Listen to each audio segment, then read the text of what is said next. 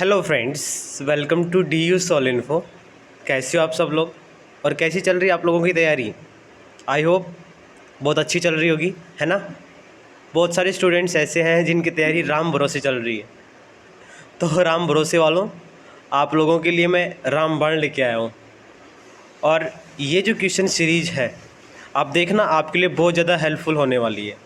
इसमें मैंने कुछ क्वेश्चंस ऐड किए हैं जो एग्ज़ाम के पॉइंट ऑफ व्यू से मोस्ट इम्पोर्टेंट क्वेश्चंस हैं, लेकिन उन क्वेश्चंस को समझना बहुत ज़रूरी है। ईवीएस को जितना इजी समझा जाए, ईवीएस उतना ही टफ है, ठीक है। तो उसको क्वेश्चन को समझना बहुत ज़रूरी है, क्योंकि क्वेश्चन आपको डायरेक्ट नहीं देखने को मिलेंगे, क्वेश्चन आपको इनडायरेक्टली देखने को मिलेंगे। तो इनडायरेक्टली क्वेश्चन को समझने के लिए आपको इस क्वेश्चन सीरीज को समझना पड़ेगा। इसके क्वेश्चन को मतलब किस तरीके से क्वेश्चन पूछे जा सकते हैं और किस तरीके से क्वेश्चंस आएंगे, उस तरीके की हम सारी बातें हम यहाँ पे करने वाले हैं। इसलिए पूरी वीडियो को बिल्कुल ध्यान से देखते रहना, बिल्कुल भी स्किप मत करना। मैं बोल रहा हूँ, अगर आपने वीडियो स्किप कर दी तो आप ये सोच रहे हैं आपने एग्ज़ाम का एक क्वेश्चन स्किप कर दिया।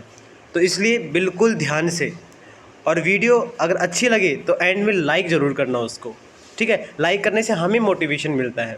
साथ ही इस वीडियो को जितना हो सके उतना शेयर करना, ताकि एग्ज़ाम का एक तरह से पैटर्न आप लोगों को पता चल जाए कि एग्ज़ाम में किस तरीके के क्वेश्चन आपसे पूछ जाते हैं। और शेयर करोगे तो बाकी लोगों को भी समझ में आएगा, बाकी लोगों को पता चलेगा, ठीक है। वो कहते हैं ना, कर भला तो हो भला। तो आप भी भला कीजिए दूसरों का, आपका भी भला होगा। तो चलिए स्टार्ट करते हैं इस क्वेश्चन सीरीज को। और इस क्वेश्चन सीरीज का जो पहला ही क्वेश्चन है वो है, पर्यावरण अध्ययन की बहुशास्त्रीय प्रकृति की विवेचना कीजिए। किसी पर्यावरण समस्या को बहुशास्त्रीय उपागम के जरिए समझने का एक उचित उदाहरण प्रस्तुत कीजिए।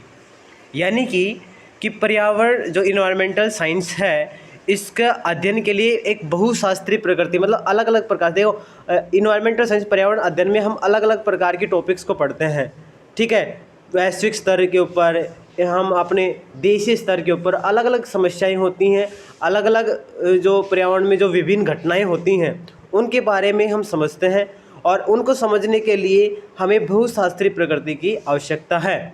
और इसको आपको, इसका जो आंसर है वो आपको आपकी स्टडी मटेरियल में ही मिल जाएगा। आपको उसको अच्छे से प्रिपेयर कर लेना है, ठीक है। आपसे क्वेश्चन किसी तरीके से ही पूछ सकता है। इसमें जो की पॉइंट है उस की पॉइंट को थोड़ा याद रखिए। बहुशास्त्रीय प्रकृति ये की पॉइंट है, ठीक है। इसको आप थोड़ा याद रखिए, ठीक है। उसके बाद नेक्स्ट जो हमारा क्वेश्चन है, देखो हमने ये क्वेश्चन है ना, इंग्लिश मीडियम वाले जो बच्चे हैं उनके लिए भी हमने ये प्रोवाइड करवाई है। इंग्लिश मीडियम में भी आप इसको देख सकते हैं। नेक्स्ट क्वेश्चन है, पारितंत्र या पारिस्थितिक तंत्र की अवधारणा को स्पष्ट करते हुए इसकी संरचना का वर्णन कीजिए। यानी कि पारितंत्र या फिर पारिस्थितिक तंत्र जो है उसकी आपको परिभाषा लिखनी है, उसकी क्या क्या अवधारणाएं हैं और उसकी जो संरचना है वो किस तरीके से हुई है, किस तरीके से इसका निर्माण हुआ है, ये आपको पूरा लिखना है।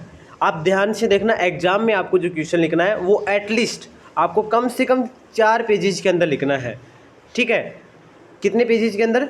4 पेजेज के अंदर, कम से कम 4 पेजेज के अंदर आपको लिखना है। तो इतना आपको ध्यान रखना कि जितना आप उसको अच्छे से स्पष्ट कर सकते हैं, उसकी अवधारणा को जितना आप अच्छे से परिभाषा दे सकते हैं, आप उतने अच्छे से इस क्वेश्चन को कीजिए। और उस क्वेश्चंस को आप अच्छे से ध्यान से, इसके आसपास मतलब जितने भी पॉइंट बनते हैं उन पॉइंटों को अभी आप ध्यान में रखते हुए और इस क्वेश्चंस को कंप्लीट कीजिए, ठीक है। क्वेश्चन आपको डायरेक्ट नहीं देखने को मिलेगा, ऐसे नहीं देखने को मिलेगा पारिस्थितिक तंत्र की अवधारणा को स्पष्ट करते हुए इसकी संरचना का वर्णन कीजिए। लेकिन हाँ, पारिस्थितिक तंत्र की अवधारणा पूछ सकता है और इसकी संरचना भी पूछ सकता है, ठीक है। तो आपको जो क्वेश्चन है वो घुमा फिरा के दे सकता है, लेकिन पॉइंट मैंने कहा था ना, की पॉइंट को याद रखो।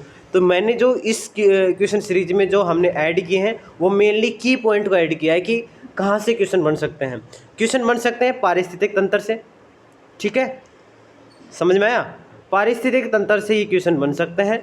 दूसरे जो क्वेश्चन बन सकते हैं वो है बहुशास्त्रीय प्रकृति, ठीक है, पर्यावरण अध्ययन की बहुशास्त्रीय प्रकृति। 2 क्वेश्चन मैंने आपको यहाँ पे बता दिए और दोनों के मैंने की पॉइंट भी आपको बता दिए। नेक्स्ट है, जल संसाधन एवं ऊर्जा संसाधन के विभिन्न पहलुओं पर चर्चा कीजिए। यानी कि जल संसाधन और ऊर्जा संसाधन ये दोनों मोस्ट इम्पोर्टेंट है मेरे भाई। आपको इनको बहुत अच्छे से समझना पड़ेगा कि जल संसाधन है, इसके क्या क्या पहलू हैं। मतलब जल संसाधन जो है वो कितने प्रकार के हैं, जैसे कृत्रिम और प्राकृतिक संसाधन हैं। इसके अलावा जल संसाधन की जो हानियाँ होती हैं जैसे बाढ़, सूखा या फिर एक अंतर्राष्ट्रीय और अंतर्राज्यीय विवाद वगैरह हैं, इनके बारे में भी आपको डिस्कस करना है जल संसाधन वाले में। ऊर्जा संसाधन वाले में क्या है कि ऊर्जा संसाधन में इसका जो वर्गीकरण है, जैसे ऊर्जा संसाधन का वर्गीकरण देखो, परंपरागत होता है, गैर परंपरागत होता है, नवीनकरण होता है, अनवीनकरण होता है। इस तरीके से आपको ये जो ऊर्जा संसाधन है इसके भी विभिन्न पहलुओं को आपको इनका वर्णन करना है। साथ ही जैसे अनवीनकरण संसाधन में आ गया, जैसे कोयला, पेट्रोलियम आ गया, राष्ट्रीय सोलर मिशन आ गया, ये सारे जो है ये आपको इसमें डिस्कस करना है। ठीक है, मतलब ऊर्जा संसाधन से कोई भी क्वेश्चन बने आपको क्वेश्चन नहीं छोड़ना है, जल संसाधन से कोई भी क्वेश्चन बने वो क्वेश्चन आपको नहीं छोड़ना है। जल संसाधन और ऊर्जा संसाधन को दोनों को अच्छे से कवर कर लेना, और जो सोल का स्टडी मटेरियल है वो मेरे अकॉर्डिंग सफिशिएंट है इन दोनों को मतलब अच्छे से मतलब इनका वर्णन करने के लिए और अच्छे से पढ़ने के लिए सफिशिएंट है। नेक्स्ट जो हमारा क्वेश्चन है वो है वायु प्रदूषण एवं जल प्रदूषण के प्रमुख कारणों का वर्णन करते हुए उनके प्रभाव एवं संरक्षण की विवेचना कीजिए। यानी कि वायु प्रदूषण और जल प्रदूषण क्या है, किन किन कारणों से होता है, क्या क्या कारण है, इनके क्या क्या इफ़ेक्ट्स पड़ते हैं, ठीक है, जीवों के ऊपर, मानव के ऊपर क्या क्या इफ़ेक्ट्स पड़ते हैं, और इनके संरक्षण के लिए मतलब इनसे बचने के लिए हमें क्या क्या मतलब समाधान करने चाहिए। तो ये क्वेश्चन है आपका 4th क्वेश्चन। ठीक है, देखिए दोस्तों, मैं आपको बता रहा हूँ, इसको ध्यान से सुन लीजिएगा आप कि ये जो क्वेश्चंस जो मैंने आपको यहाँ पे लिस्ट करवाए हैं, ये क्वेश्चन एक तरह से की पॉइंट है एग्जाम के। ठीक है, डायरेक्ट क्वेश्चन भी देखने को मिल सकता है, अगर डायरेक्ट ना मिले तो इनसे रिलेटेड क्वेश्चंस आपको ज़रूर देखने को मिलेंगे। ठीक है, इसको आपको बिल्कुल ध्यान से कवर कर लेना है। जो जो टॉपिक मैं यहाँ पे आपको बता रहा हूँ वो टॉपिक आपको अच्छे से कवर कर लेना है। जैसे वायु प्रदूषण हो गया, जल प्रदूषण हो गया, जल संसाधन हो गया, ऊर्जा संसाधन हो गया, पारिस्थितिक तंत्र हो गया, और एक पर्यावरण अध्ययन की बहुशास्त्रीय प्रकृति हो गई। ठीक है, उसके बाद 5th जो क्वेश्चन है वो है जनसंख्या वृद्धि से आप क्या समझते हैं। भारत में अधिक जनसंख्या वृद्धि के कारणों की व्याख्या करें एवं नियंत्रण के लिए क्या क्या कदम उठाए जा सकते हैं। देखो, जनसंख्या वृद्धि होगी, बेरोजगारी बढ़ेगी, संसाधनों के ऊपर भी मतलब एक तरह से प्रेशर पड़ेगा कि मतलब संसाधनों की कमी आएगी।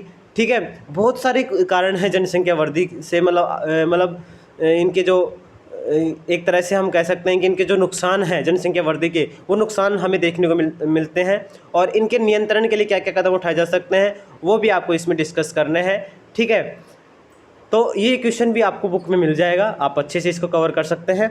नेक्स्ट जो क्वेश्चन है, वैश्विक पर्यावरण मुद्दों पर चर्चा कीजिए और इनके प्रभावों का उल्लेख करते हुए रोकथाम के लिए विश्व स्तर पर एवं भारत द्वारा उठाए गए विभिन्न कदमों पर विचार कीजिए। यानी कि सबसे पहले वैश्विक पर्यावरण मुद्दे, बहुत सारे वैश्विक पर्यावरण मुद्दे हैं, मुख्य रूप से तो 2 ही हैं, जैसे कि एक तो होगी जैव विविधता, ठीक है, दूसरा हो गया हमारे पास कि ग्लोबल वार्मिंग। ठीक है, तो ये वैश्विक पर्यावरण मुद्दे हैं। ठीक है, विश्व स्तर पर पर्यावरण मुद्दे हैं। ठीक है, तो इनकी आपको चर्चा करनी है, क्या क्या मुद्दे हैं, होते क्या हैं ये, और इनकी क्या क्या प्रभाव है। ठीक है, और इनको रोकने के लिए विश्व स्तर पे क्या क्या कार्य किए गए हैं और भारत ने क्या क्या कदम उठाए गए हैं। ठीक है, डिटेल से इसमें वर्णन किया गया है बुक में, आपकी स्टडी मटेरियल में। इस क्वेश्चन का जो आंसर है वो डिटेल में है। आप इसको जितना अच्छे से आप प्रिपेयर कर सकते हो उतने अच्छे से आप इसको प्रिपेयर कीजिए। नेक्स्ट जो हमारा जो क्वेश्चन है वो है संक्षेप में टिप्पणी कीजिए। यहाँ पे मैंने कुछ मोस्ट इम्पोर्टेंट जो टॉपिक्स हैं, जो पॉइंट्स हैं, वो मैंने यहाँ पे लिए हैं। सबसे पहले ठोस अपशिष्ट प्रबंधन। ठीक है, इसके ऊपर आपको लिखना है, जितना हो सके उतना आपको अच्छे से ही इसको कवर करना है। ठीक है, और साथ ही जैसे ठोस जो अपशिष्ट प्रबंधन है उसमें आपने पता होगा 3R का यूज होता है, रिड्यूस, रिसाइकल, रीयूज, ये 3R हो गया। ठीक है, इसको भी आपको डिफाइन करना है। साथ ही ध्वनि प्रदूषण यानी कि साउंड पोल्यूशन के बारे में भी आपको लिखना है। और उसके बाद जैव विविधता के जैव भौगोलिक क्षेत्र। ठीक है, बुक में आपको इसको मिल जाएगा, जैव भौगोलिक, बहुत सारे जैव भौगोलिक क्षेत्र हैं, उनके बारे में आपको वर्णन करना है। और एक है दिल्ली में वायु प्रदूषण की समस्या। ठीक है, ये भी मतलब क्वेश्चन 2-3 बार पूछ सके एग्जाम में। ठीक है, इस बार भी पूछा जा सकता है कि दिल्ली में वायु प्रदूषण की क्या क्या समस्याएं हैं और उनके क्या क्या समाधान हो सकते हैं। नेक्स्ट है राष्ट्रीय सोलर मिशन, ये आपको लिखना है, इसके बारे में भी आपको लिखना है।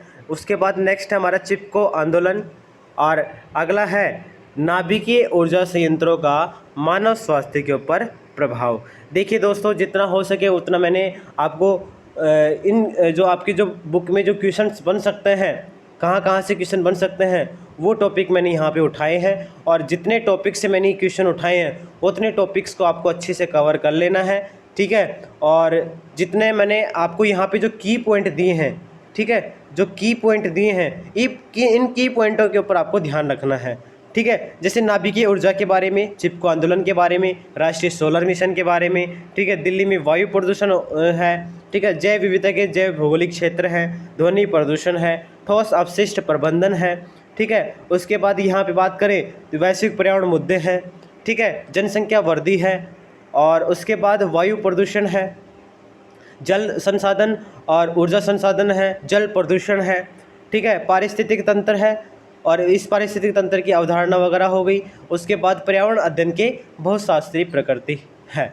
यहाँ तक कि ये जो मैंने की पॉइंट आपको बताए हैं, क्वेश्चन इन्हीं के आसपास घूमने वाला है, इसलिए आप इनको बहुत अच्छे से कवर कर लीजिएगा, ठीक है। और आई होप आपको ये वीडियो अच्छी लगी होगी। दोस्तों, वीडियो अगर अच्छी लगी है तो वीडियो को लाइक ज़रूर करना, और अगर चैनल पे पहली बार आए हुए, चैनल को अभी तक आपने सब्सक्राइब नहीं किया है तो चैनल को सब्सक्राइब ज़रूर कर लीजिए। Thank you friends, have a nice day.